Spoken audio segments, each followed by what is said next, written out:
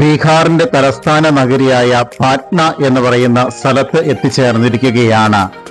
ആദ്യ ദിനത്തിൽ തന്നെ സായാഹ്നത്തിൽ എത്തിച്ചേർന്ന് ഈ ഒരു സ്ഥലത്തെ ഒരു ലാറ്റിൻ ദേവാലയത്തിൽ ഞാൻ എത്തിച്ചേർന്നിരിക്കുകയാണ്. ഞാൻ താമസിക്കുന്ന സ്ഥലത്തിന്റെ തൊട്ടടുത്തായിട്ടാണ് ഈ ഒരു ലത്തീൻ ദേവാലയം നിലകൊള്ളുന്നത്.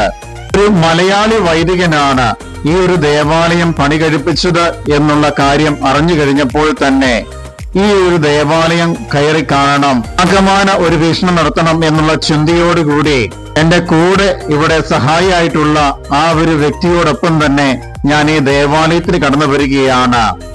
ദേവാലയത്തിന്റെ മുൻഭാഗത്ത് തന്നെ ഇതിന്റെ നിർമ്മിതിയുടെ കൃത്യമായിട്ട് രേഖകൾ കാണുവാൻ സാധിക്കുന്നുണ്ട്.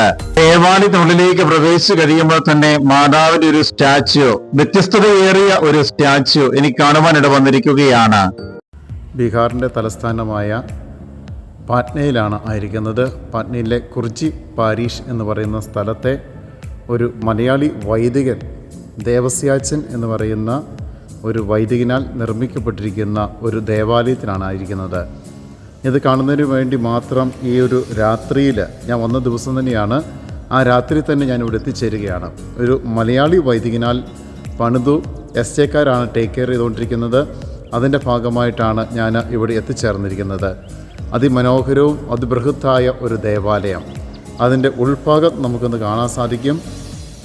കൊയറ് ഇരിക്കുന്ന, വിശാലമായ കൊയറ് ഇരിക്കുന്ന ഭാഗമാണ് ഇവിടെ കാണാൻ സാധിക്കുന്നത്.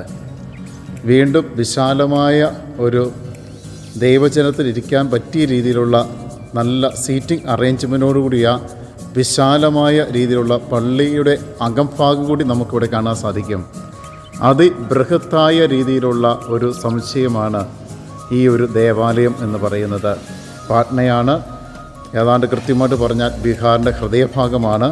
അവിടെയാണ് ഇത്ര മനോഹരമായ ഒരു ദേവാലയം. പുറമേ നിന്ന് നോക്കിക്കഴിഞ്ഞാൽ അതിബൃഹത്തായ ഒരു ദേവാലയമാണ്. പക്ഷേ എനിക്ക് ഈ രാത്രി ആയതുകൊണ്ട് ക്യാമറയിൽ പകർത്താൻ സാധിക്കുകയില്ല. അതുകൊണ്ട് അകഭാഗം മാത്രം ഞാനിന്ന് ക്യാമറയിൽ പകർത്തിക്കൊണ്ടിരിക്കുകയാണ്. യെസ്, അൾത്താര അതിമനോഹരമായിട്ടാണ് നമുക്ക് കാണപ്പെടുന്നത്.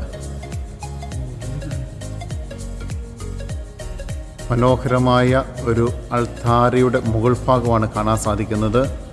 അൾത്താര ഈ രീതിയിലാണ് പണിയപ്പെട്ടിരിക്കുന്നത്.